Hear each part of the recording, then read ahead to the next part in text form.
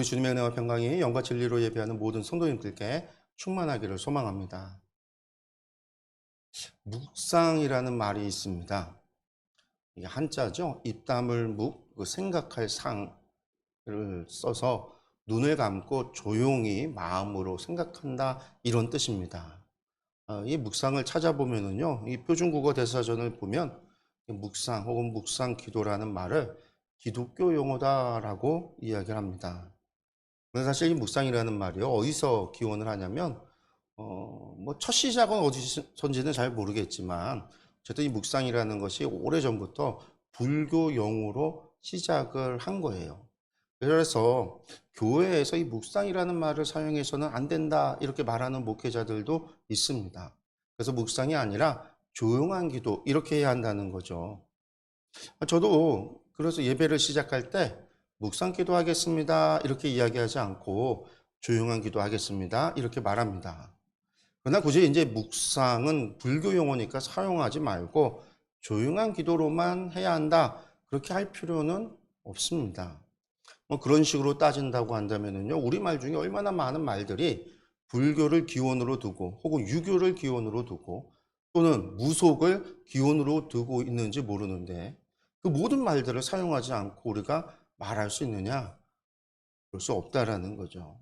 그런데 예를 들어서요, 우리가 집사라는 말이 있어요. 우리 교회 직분 가운데 하나인데, 이 집사하면 성경의 사도행전의 일곱 집사라고 하는 것에서 우리가 그 기원을 찾아요. 그런데 사실 성경을 보면은요, 집사가 아니에요.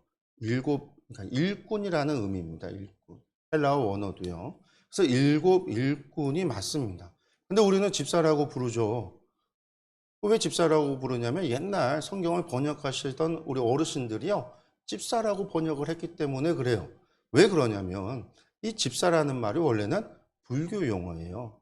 예전에 절간에서 중들 말고 절간에 살림을 담당하던 사람, 뭐 중들 가운데서도 어쨌든 절간에 살림을 담당하는 사람이 있는데 이 사람을 집사라고 불렀어요. 그러니까 교회에 살림을 담당하는 사람이 절간에 살림 담당하는 사람과 비슷하다 같다라고 생각을 한 거예요. 그래서 옛날 어르신들이 집사라고 번역을 한 거죠. 그러나 집사는요, 단순 교회의 살림을 담당하는 사람들이 아니에요. 사도행전에 집사를 선출하는 기준을 보면은요, 계산을 잘하거나 셈이 빠르거나 성실하거나 정직한 사람을 뽑아라, 이렇게 되어져 있지 않아요. 어떻게 나와 있냐면 성령과 지혜가 충만하여 성도들 가운데 칭찬받는 사람을 뽑으라고 되어져 있어요. 이게 조건이에요. 그러니까 절간의 집사와 교회의 집사는요, 다른 거죠. 그러나 이미 집사로 우리가 번역을 해서 우리는 교회에 집사라고 하는 직분까지 두고 있어요. 그래서 이제는 집사라고 하면요, 절간의 집사가 아니라 교회에 직분 가진 자를 우리는 집사라고 부르게 된 거예요. 의미가 바뀐 것이죠. 신방이라는 말도 그렇습니다. 여러분들 신방하면은요, 교회가 성도들의 집을 방문하여 문안하고 예배하고 또 기도해 주는 것으로 생각을 해요. 그러나 신방이라는 말은요, 예전에는 무당들이 사용하는 말이었어요. 신방이라는 말이 어디서 왔냐면요, 옛날 무당들이요, 마을에서 집집마다 1년 동안 구슬해줘요. 마을에 구슬해주고 개인적으로 집집마다 구슬해줘요. 그게 전부 다 외상으로 했었어요. 그리고 추수 때가 되면, 가을이 돼서 추수 때가 되면은요, 집을 방문해요. 그러면 1년 동안 구태준값, 굿값을 받아오는데, 이때 무당이 돈을 받으러 다니는 것을 가리켜서 신방이라고 했어요. 이것을 가져다가 교회에서 가져와서 목회자들이 성도들의 가정을 방문하는 것을 신방으로 부르게 된 거예요. 게다가 무당에게 외상 굿값 주고 기도값 주는, 점초준값 주는 그 전통이 교회에 들어오면서 신방으로 오면요, 예배 드려주고 하나님 앞에 예물을, 헌금을 드리는 것뿐만 아니라 찾아와 줬다고 목회자에게 살해를 해요. 헌금이라고 한다면 하나님께 드려야지 왜 목회자에게 살해를 하죠? 이게 예전에 무당에게 굿값 해주고 기도값 주는 전통이 들어와서 그런 거예요. 묵상이라는 말을 하다가 보니까 옆으로 좀 샜습니다. 말의 기원이 이처럼 불교적인 것이 있고 무속적인 것도 있습니다. 또 유교적인 것들도 있어요. 그러나 그것을 교회에서 사용함으로 이제는 교회의 용어가 되었다라고 한다면 그것에 대해서 더 이상 거리낌을 가질 필요는 없다고 봅니다. 그렇게 하나하나 교회의 용어로 바꾼다라고 한다면 도리어 좋아해야 하죠. 왜? 기독교적인 것으로 하나하나 물들이는 것이니까요. 저는 더 좋다라고 생각을 합니다. 근데 제가 이제 왜 묵상이라는 말을 했냐면요. 이제 오는 수요일부터 사순절이 시작이 돼요. 해마다 사순절 묵상을 저희들이 해왔습니다. 여기서 이제 묵상이라는 말을 또 쓰니까 묵상 말고 다른 말이 있을까 고민을 하다가 이야기를 한 거예요. 그렇죠. 묵상 기도는 조용한 기도로 바꾸면 되는데 사순절 묵상을 사순절 조용히 생각하기 이렇게 이야기하면 좀 이상하잖아요. 또 사순절 묵상집이라고 하는 것을 사순절 조용히 사색하는 책 이렇게 뭐 사순절 명상하는 책 이렇게 말하는 것도 좀 이상해요.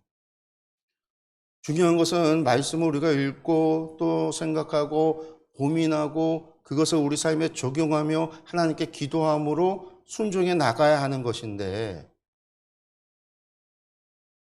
그리고 그렇게 말씀 읽고 생각하고 고민하고 적용하고 기도하는 거 이게 그냥 묵상이거든요.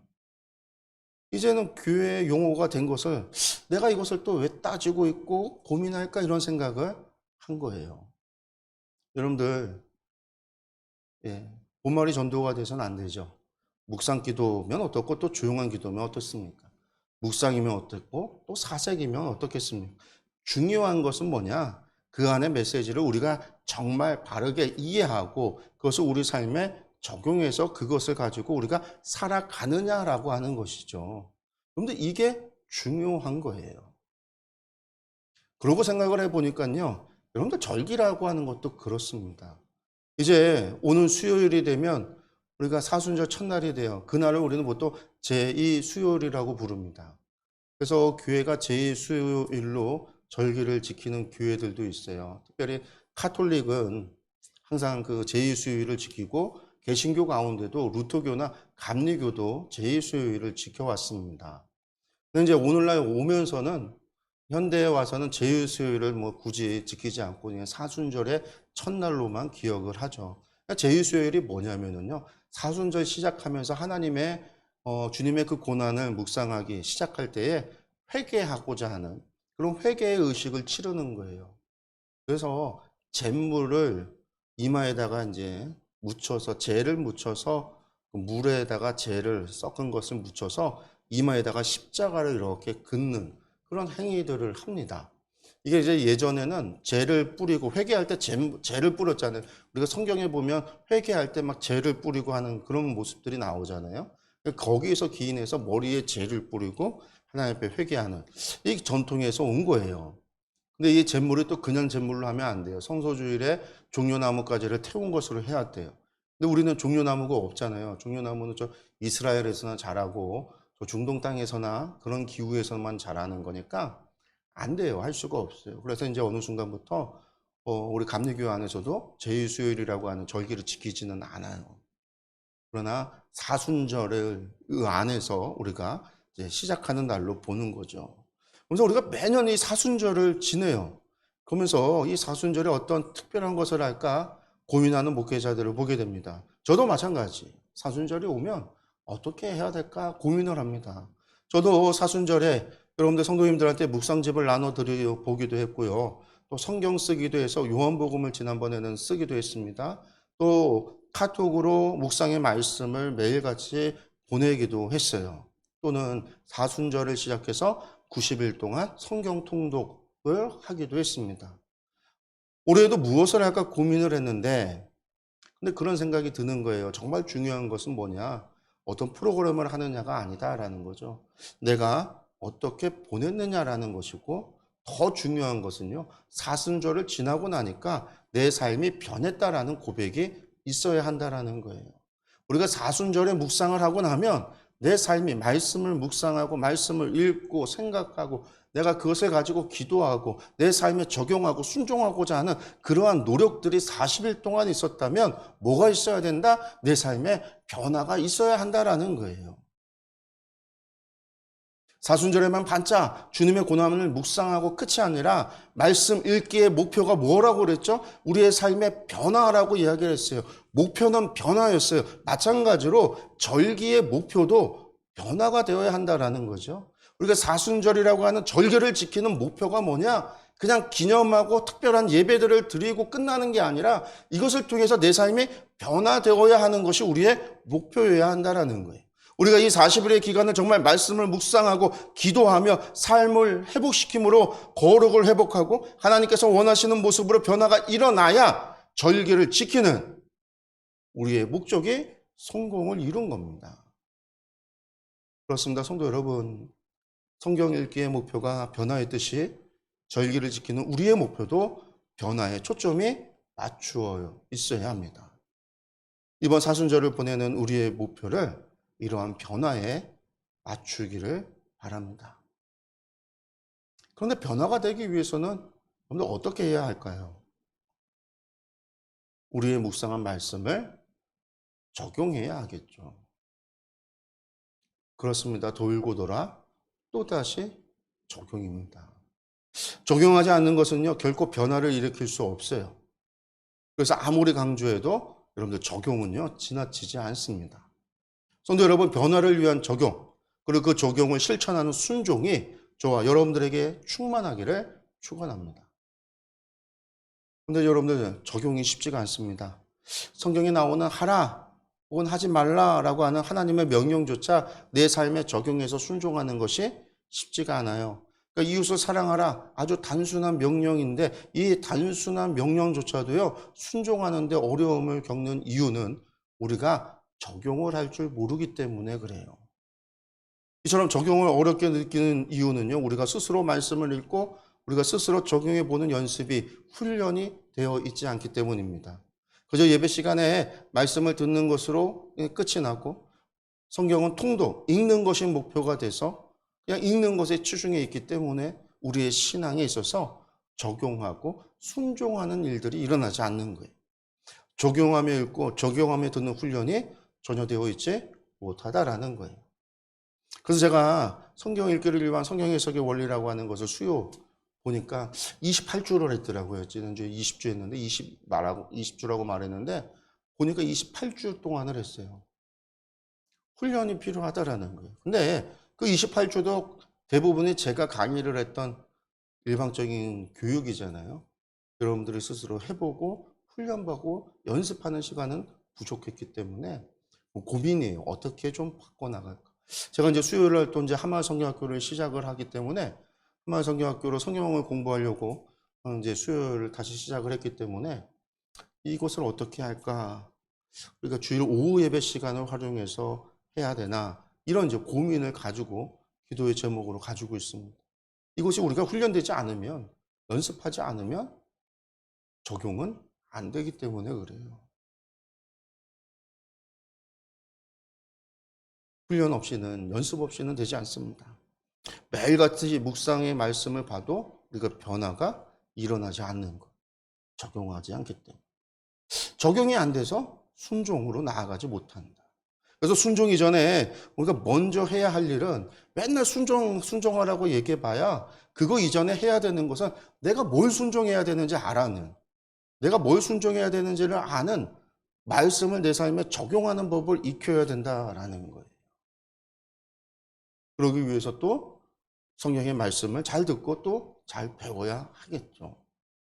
오늘 우리가 읽은 신명기 13장의 말씀도 사실 적용하기가 쉽지 않은 말씀입니다. 사실상 이 13장의 말씀을 보면서요, 적용을 한다? 그런 사람들 보지 못했어요. 왜냐하면요, 나는 이미 다른 신을 섬기고 있지 않기 때문인 거죠. 그러니까 이 말씀은요, 나는 이미 지키고 있다라고 보기 때문에 적용하지 않고 건너뛰는 거예요. 나는 하나님을 믿으니까. 그러니까 신명기 13장에 다른 신을 섬기지 말라고 하는 이 명령은 이미 잘 지키고 있다라는 겁니다. 그러니 적용할 필요도, 내가 깊이 묵상할 필요도 없어요. 지키고 있으니까요. 그러나 정말 그럴까요? 사실 이런 반응이 나오는 것이 적용하는 법을 모르기 때문에 이렇게 반응하는 거예요. 오늘 하나님께서 이 말씀을 우리에게 주시면요, 이 말씀이 오늘 우리에게 필요한 말씀이기 때문에, 오늘 나에게 해당이 되는 말씀이기 때문입니다. 에이 무슨 소리야 이거 그냥 목사님이 하는 거지 하나님이 주시는 거야. 강해설교에서 그냥 신명기 1장부터 나가서 오늘 13장이 됐으니까 하는 거지 무슨 이게 하나님이 주시는 거야. 그런데 만약에 그렇게 생각을 한다면 우리가 예배 드릴 필요가 없어요. 하나님께서 우리를 부르셨고 오늘 예배를 하나님께서 예배하시고 하나님께서 주관하시고 하나님께서 말씀하신다라고 한다면 하나님께서 주시는 말씀인 거죠. 이 말씀을 설교를 가지고 다른 설교를 할 수 있어도 되지만 이런 생각을 이런 마음을 저에게 주신 거는 하나님께서 저에게 이것을 통해서 여러분들에게 주시는 말씀이기 때문인 거예요. 하나님께서 주고자 하는 그런 의지가 있기에 저에게 이런 감동을 허락하신 거죠.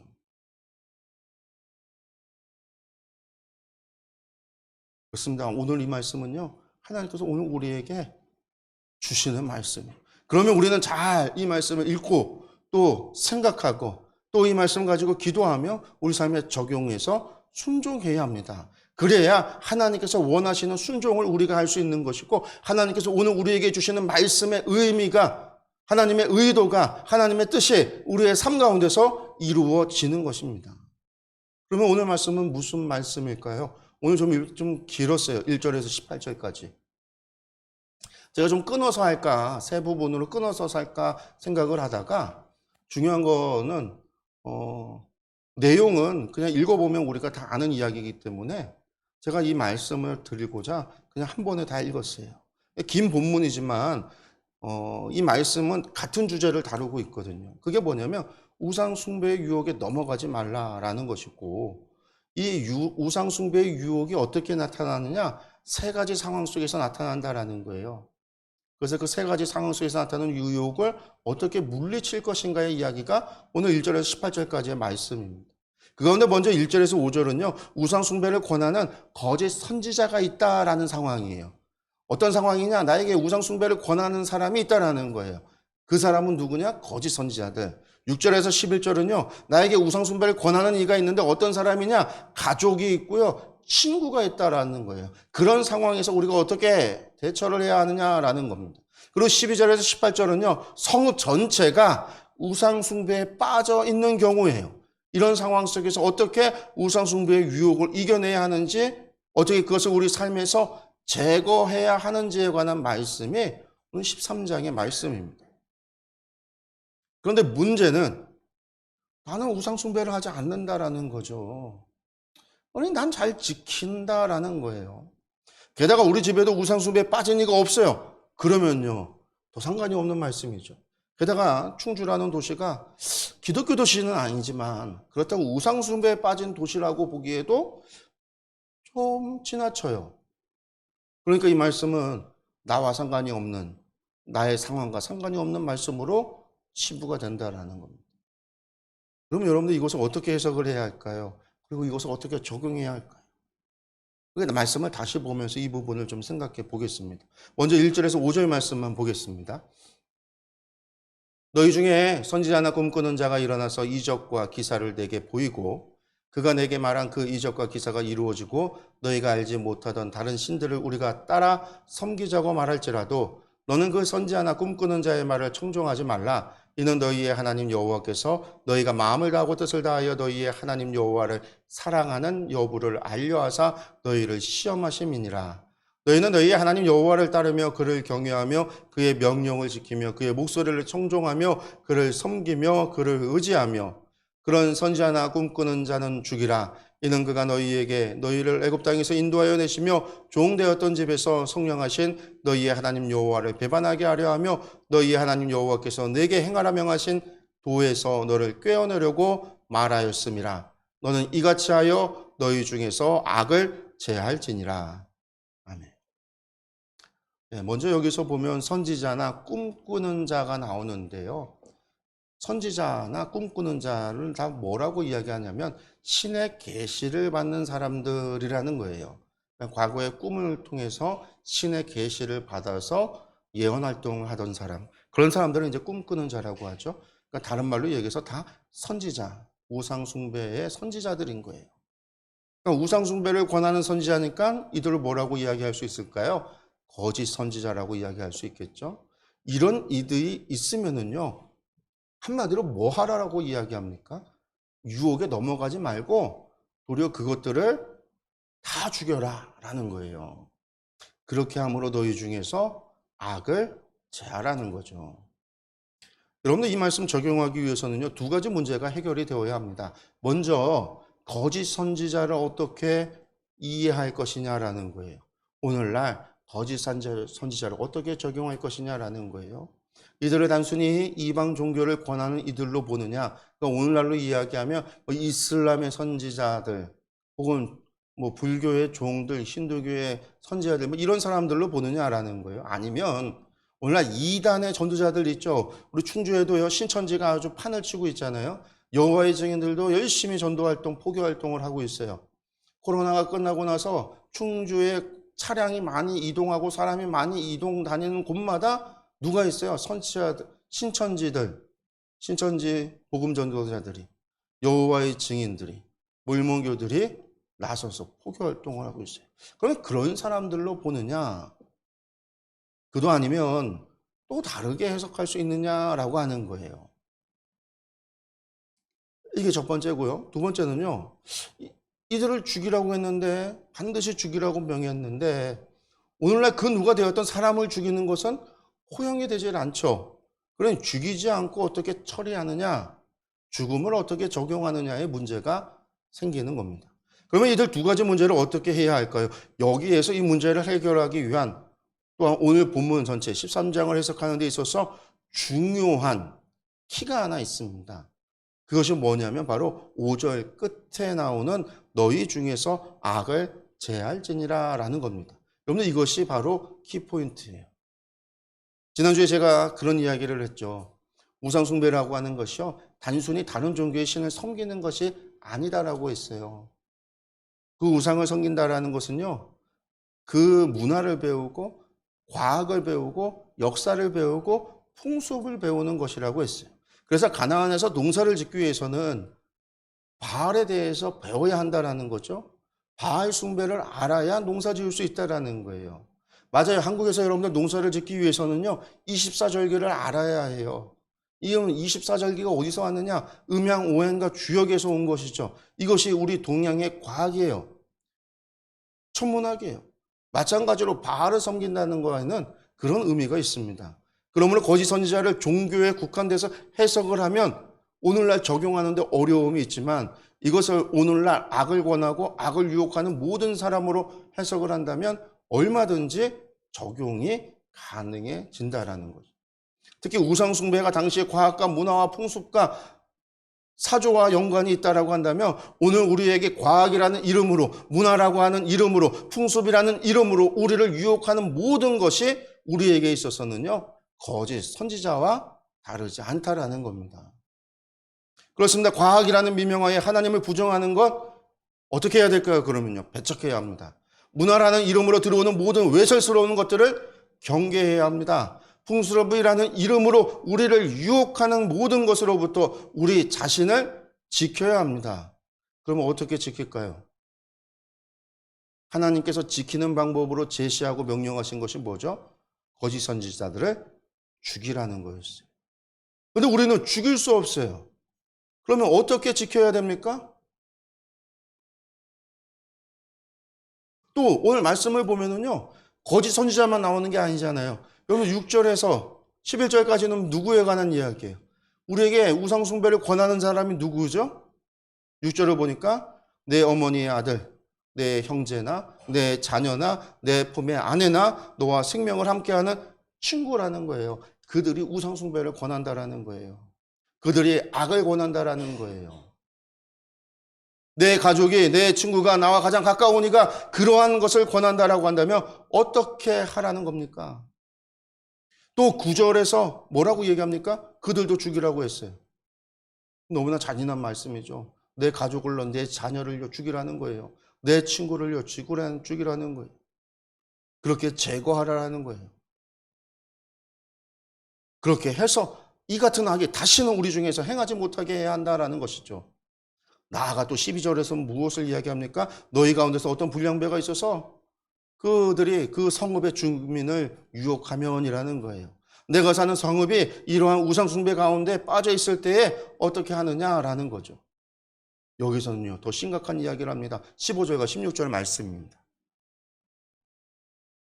너는 마땅히 그 성읍 주민을 칼날로 죽이고 그 성읍과 그 가운데에 거주하는 모든 것과 그 가축을 칼날로 진멸하고 또 그 속에서 빼앗아 차지한 물건을 다 거리에 모아놓고 그 성읍과 그 탈출물 전부를 불살라 내 하나님 여호와께 드릴지니 그 성읍은 영구히 폐허가 되어 다시는 건축되지 아니할 것이라. 아멘.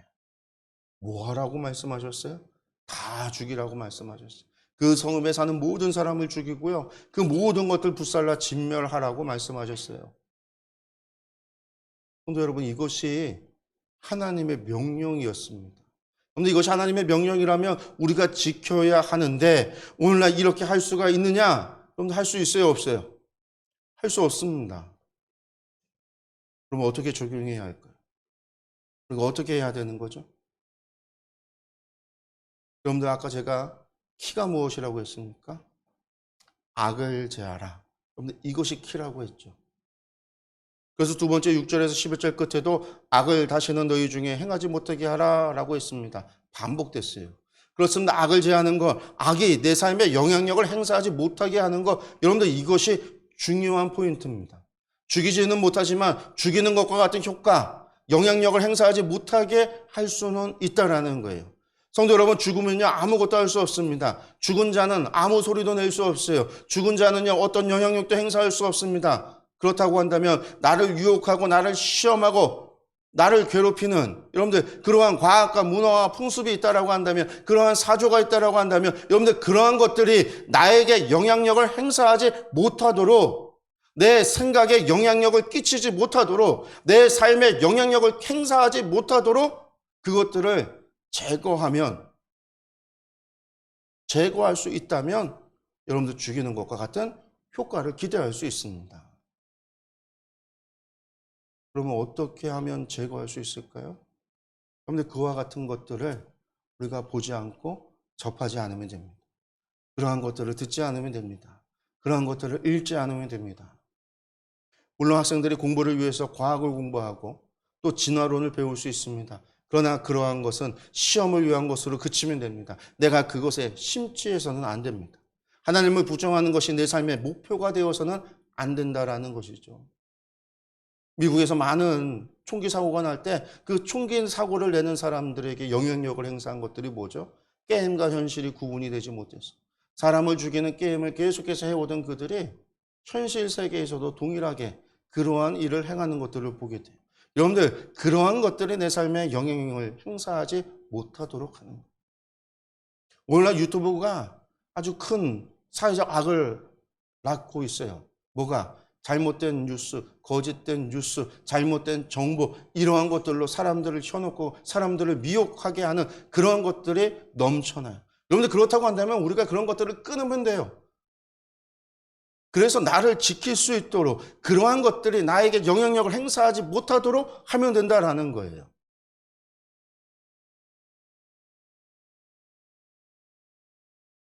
요즘 문화라고 해서 모든 것이 다 허용되어서는 또한 안 됩니다. 요즘 문화라는 이야기는요, 예전에는 없었다라는 얘기고요, 앞으로도 없어질 거라는 거예요. 지금의 문화라는 거죠. 그 얘기는 뭘까요? 진리가 아니라는 거예요. 그러므로 그것에 우리가 매달릴 필요가 없어요. 특히 한국교회에 큰 이슈가 되고 있는 문제가 하나 있죠. 그게 뭐예요? 동성애 문제입니다. 여러분, 동성애는 분명히 죄입니다. 죄예요. 하나님께서 창조하신 세상에 창조 질서와 맞지 않습니다. 그렇게 동성애를 문화로 포장해서는 결코 안 됩니다. 허용되는 것이 있고 허용해서는 안 되는 것이 있다라는 것을 우리가 분명히 알아야 돼요. 그러나 모든 것이 동성애 문제 때문은 아니라는 거예요. 많은 목회자들이 동성애 문제에 함몰되는 것을 보게 돼요. 그래서 동성애 문제를 이데올로기화하는 것을 보게 됩니다. 마치 동성애 문제만 해결이 되면은요, 한국교회 안에 모든 문제를 해결할 수 있다라고 주장하는 것들을 보게 돼요. 그래서 동성애 문제에 적극적으로 나서지 않는 목회자가 있다면 싸잡아 비난합니다. 그런데 여러분들 교회의 모든 문제가 동성애 때문에 일어난 것이 아니에요. 미국 교회가 동성애 때문에 망한 것이 아니라 좀 더 복잡한 문제를 가지고 있는 겁니다. 여러분들 오늘 한국교회의 많은 성도들이 교회를 떠나는 것은 동성애 때문이 아니라 목회자의 윤리 문제, 교회의 세습 문제와 같은 목회자와 교회가 타락했기 때문인 거예요. 그리고 이러한 문제들이 전부 대형 교회들에서 일어나고 대형 교회 목회자들 가운데서 일어나서 그런 것들에 실망한 성도들이 떠나가는 것이지 통속이 때문이 아닌데. 근데 오늘 마치 그것만 해결이 되면 교회 모든 문제가 해결될 것처럼 이야기하는. 근데 이런 것들을 분별할 수 있는 지혜가 우리에게 필요합니다. 세상의 문화가 교회에 무분별하게 들어와서는 결코 안 돼요. 전도와 선교를 위해서 세상의 문화를 우리가 사용할 수는 있어요. 이용할 수는 있습니다. 그러나 그렇게 사용된 세상의 문화가 교회를 타락시켰음도 기억해야 돼요. 선교를 위해서 여러분들 동성애하는 사람들을 받아들이는 거, 용서하는 거 맞아요. 사람을 미워해서는 안 돼요. 그 모두도 구원의 대상이에요. 그러나 교회가 죄가 아니라고 허용해서는 안 되는 거죠. 지켜야 할 것은 지켜야 된다는 거. 그 지키기 위해서 더욱 말씀으로 우리는 무장해야 합니다. 세상의 과학과 문화와 사조로부터 나를 지키기 위해서 우리는 말씀을 알아야 합니다. 말씀을 모르고서는 지킬 수 없어요. 예수님께서도 시험 당하셨을 때에 말씀으로 그 시험을 물리치셨습니다. 우리에게 있는 유일한 무기는 성령의 검 곧 말씀이라고 했습니다. 그러므로 힘써 성령의 검을 갈고 닦아야 합니다. 말씀으로 무장해야 돼요.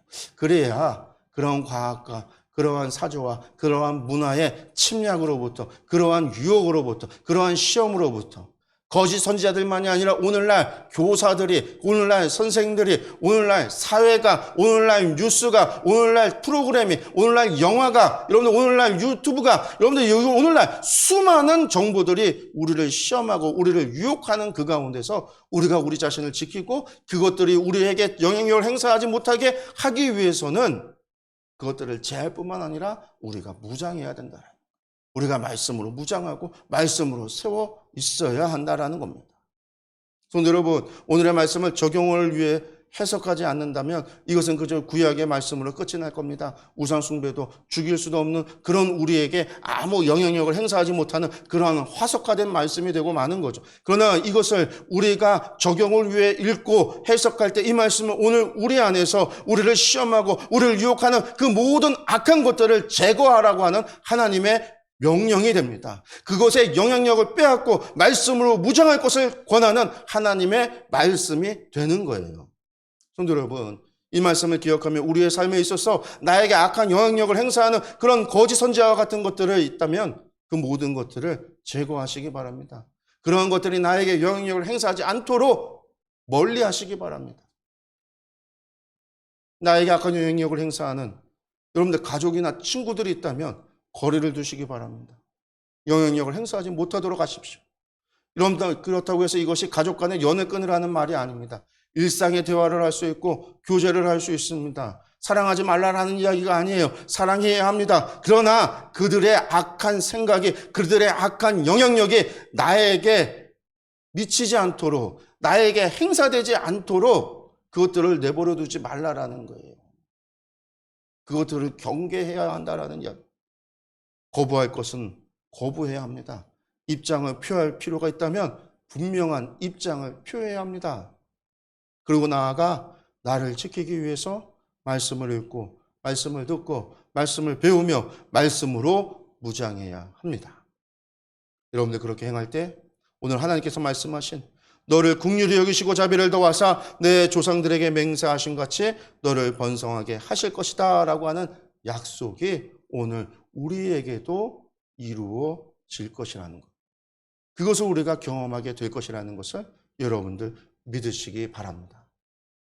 기도하겠습니다.